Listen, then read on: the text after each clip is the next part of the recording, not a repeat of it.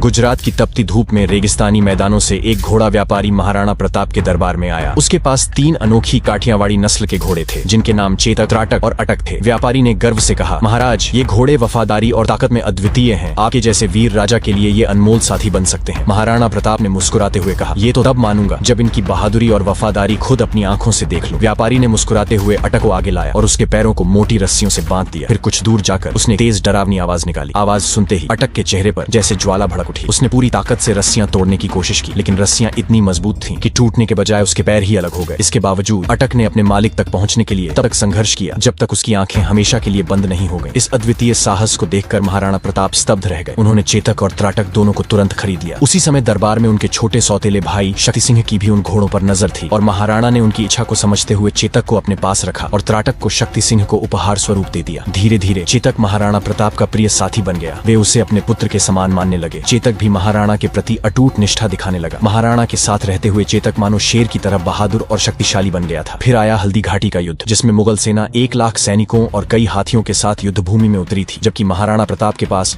मात्र 20,000 सैनिक थे। महाराणा इस युद्ध में चेतक के माथे पर हाथी की नकली सूंड बांध दी थी, ताकि मुगल सेना के हाथियों को यह भ्रम हो कि चेतक भी उनका एक छोटा साथी है, जिससे वह उन पर हमला न करे। युद्ध के दौरान मुगल सेना इस भ्रम में पड़ गई कि चेतक एक हाथी है। इससे मुगल सैनिक उसे धीमे होने की उम्मीद करते, लेकिन चेतक बिजली की गति से दौड़ते हुए उनके बीच पहुंचकर उन्हें चकमा दे देता। इस युद्ध ने चेतक को इतिहास के पन्नों में अमर बना दिया। तभी महाराणा ने उसकी लगाम खींचते हुए कहा, चेतक, आज हमें मानसिंह तक पहुंचना है। चेतक ने महाराणा के शब्दों को सुनते ही हवा से बातें करना शुरू कर दी। जैसे ही चेतक मुगल सेना की कतारों को चीरते हुए महाराणा को मानसिंह के पास पहुंचा, उसने अपने पिछले पैरों पर खड़ा होकर अगले दोनों पैर मानसिंह के हाथी पर टिका दिए। जिसके बाद महाराणा ने पूरी ताकत से भाला उठाया और मानसिंह की ओर निशाना साधा, लेकिन ठीक उसी समय मानसिंह हाथी के हौदे में छिपकर बच निकला, परंतु उसका महावत मारा गया। इस दौरान मानसिंह के हाथी की सूंड में बंधी तलवार से चेतक का एक पैर बुरी तरह कट गया। चेतक की चोट से मुगल सेना को महाराणा को घेरने का अवसर मिल गया। महाराणा भी बुरी तरह घायल हो चुके थे और उनकी स्थिति गंभीर हो रही थी। तभी यह देख झाला मन्ना, जो महाराणा से मिलते जुलते थे, उनके पास आए और कहा, महाराणा, मेवाड़ को आपकी जरूरत है। आप सुरक्षित चले जाएं ताकि ये युद्ध आगे जारी रह सके। महाराणा प्रताप ने झाला मन्ना की बात मानी और उन्होंने अपना मुकुट और राज चिन्ह झाला मन्ना को सौंप दिया। तभी झाला मन्ना को महाराणा समझकर मुगलों ने उन पर हमला कर दिया और उन्होंने बहादुरी से सामना करते हुए अपने प्राणों की आहुति दे दी। इसी बीच चेतक महाराणा को मुगलों से दूर ले जाने के लिए अपनी अंतिम शक्ति से दौड़ता रहा। घायल चेतक के पैरों में असहनीय पीड़ा थी, लेकिन उसने महाराणा की सुरक्षा के लिए अपना दर्द भुला दिया। रास्ते में अचानक एक 26 फीट गहरा नाला आ गया। महाराणा ने सोचा कि अब शायद बचना मुश्किल है, लेकिन तभी चेतक ने अपनी अंतिम ताकत से एक विशाल छलांग लगाई और नाला पार कर दिया। पीछा करती मुगल सेना उस नाले को पार नहीं कर सकी। दूसरी ओर पहुंचते ही चेतक दर्द में टूटकर गिर पड़ा और महाराणा की गोद में अपनी आखिरी सांस ली। चेतक की इस बलिदान ने महाराणा को मुगलों से सुरक्षित